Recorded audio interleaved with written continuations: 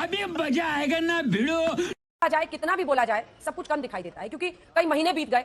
जांच के साथ एक रिजल्ट तक पहुंचने की कोशिशों में देरी एक तरफ, दूसरी तरफ बेटियों की आवाज को हर कदम पर धूमिल करने की कोशिश, तीसरी तरफ बृजभूषण शरण सिंह जिसने इतने शर्मनाक बयान दिए, सिर शर्म से झुक जाता है, जिसने देश को समझाना चाहा कि गुड टच बैड टच क्या होता है, छुआछूत करके के इशू पे बैठ गई हैं ये बेटियां।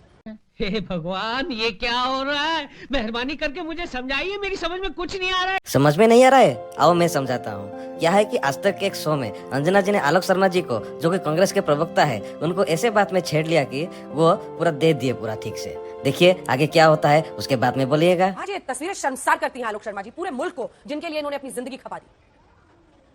हैं? ये क्या हो गया? ये क्या सुन रहा हूँ मैं? देखिए, मुझे लगता है अंजना जी के जिस तरह से आज नया भारत देखने को मिल रहा है गंगा के किनारे, ये बहुत ही शर्मसार करने वाला है। आपने कहा कि कम कहा गया, ज्यादा कहा गया। मैं कहूंगा कि इस मुद्दे को जिस तरह से उठाया जाना चाहिए था, उस तरह से शायद किसी ने भी नहीं उठाया। उसमें मैं अपने आप को भी शामिल करता हूं।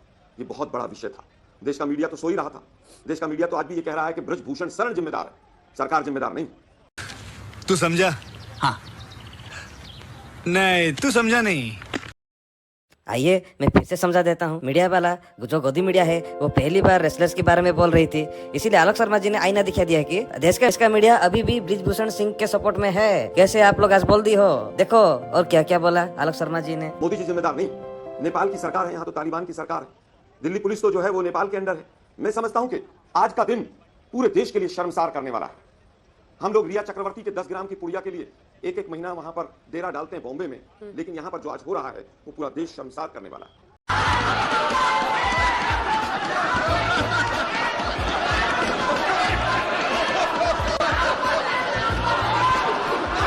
लगता है कि यही नया भारत है और अब वहां संगोल जाएगा।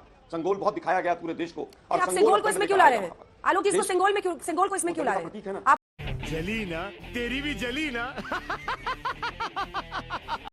यहाँ से दोस्तों, जब आलोक शर्मा जी ने रिया चक्रवर्ती के बारे में छेड़ दिया अंजना जी को, उसके बाद उन्होंने जैसा कि संगोल के बारे में बोल दिया, तभी अंजना जी पूरा तिलमिला गई। वो फिर से सुनाने लगी आलोक जी को, जो कि कांग्रेस के प्रवक्ता है। क्या सुनाने लगी आप जरा सुनिए। पॉलिटिक्स अरे बेटियों के लिए 2 लाइन तो बोल लेते। पहले तो आपने मीडिया पर भाषण दिया, अब आप संगोल को ला रहे हैं। कम से कम इनकी आवाज बुलंद करने के लिए तो आज थोड़ी देर बोलिए, 5 मिनट तो बोलिए बेटियों पे, उन पर तो बोलिए। मीडिया पर तो आप रोज भाषण देते हैं।